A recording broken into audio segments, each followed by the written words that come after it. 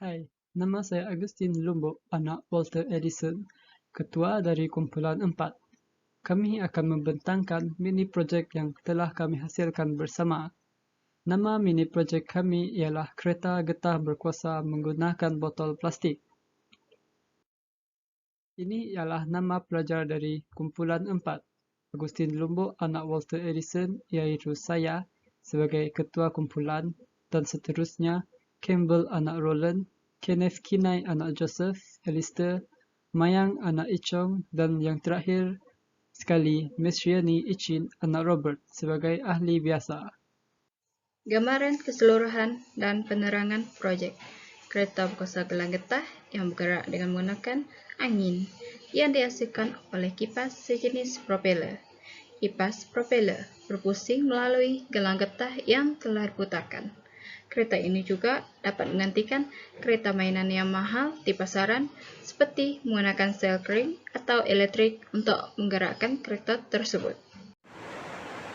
Objektif dan skop projek ialah yang pertama, kereta getah berkuasa yang menggunakan botol plastik itu adalah bersaiz 500 ml, manakala botol itu berukuran 22 cm.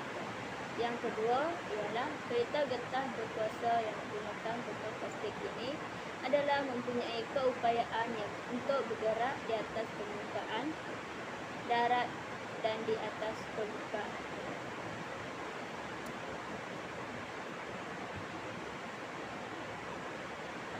Slide yang seterusnya ialah bahan kos masa dan mesra alam. Projek ini dihasilkan menggunakan botol plastik, satu botol, penutup botol, 7 buah penutup botol, getah, 15 gelang getah dan kayu lidi 3 batang.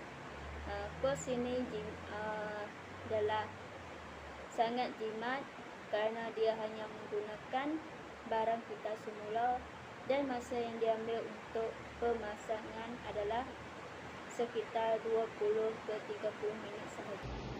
Hai, salam sejahtera. Nama saya Campbell Roland. Hari ini saya akan membincangkan tentang keputusan dan perbincangan tentang eksperimen kami. Yang pertama adalah berat kereta mainan. Yang pertama adalah 30 gram dan kedua adalah 0,03 kilogram. Saya juga akan membincangkan tentang perbezaan antara di atas permukaan darat dan di atas permukaan air. Yang kedua adalah jumlah jarak. Bagi jumlah jarak di atas permukaan darat adalah sejauh 1 meter, manakala permukaan air adalah dia akan bergerak sejauh 1,1 meter. Yang ketiga, masa yang diambil untuk bergerak permukaan air adalah 5 saat, manakala permukaan air adalah 8 saat.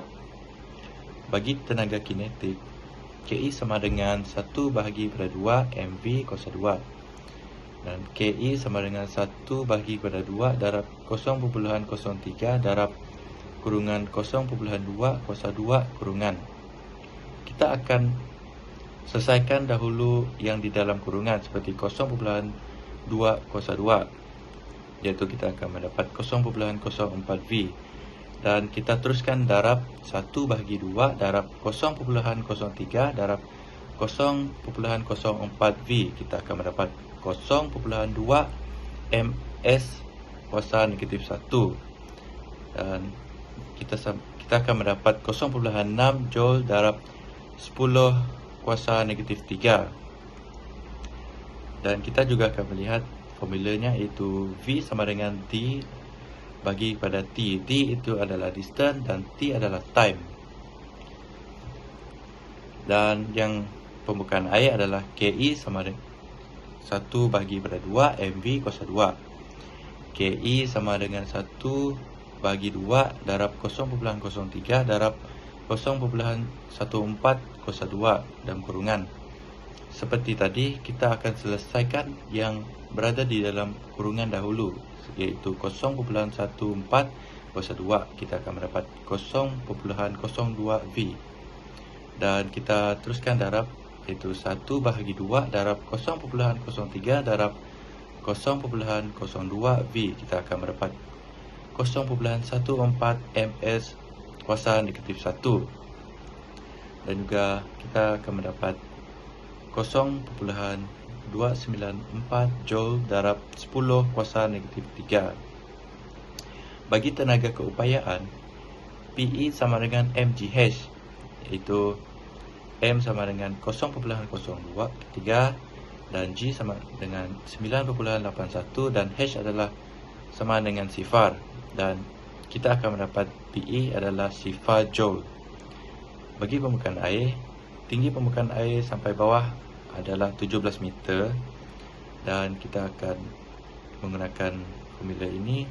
PE sama dengan mgh dan PE sama dengan 0.03 darab dengan 9.81 darab 17 dan kita akan mendapat PE iaitu 5 Joule. Sampai sini saja daripada saya. Hai, saya juga akan menerangkan tentang kesan mini projek ini kepada kami. Ia ada bagi kepada 3. Yang pertama adalah ia akan meningkatkan motivasi di mana pelajar tekun dan berusaha keras dalam mencapai kejayaan dalam melaksanakan projek. Dan yang kedua adalah ia akan meningkatkan kemampuan dalam pencapaian menyelesaikan masalah dari berbagai sumber dan dapat melahirkan pelajar yang lebih aktif dan berhasil menyelesaikan masalah.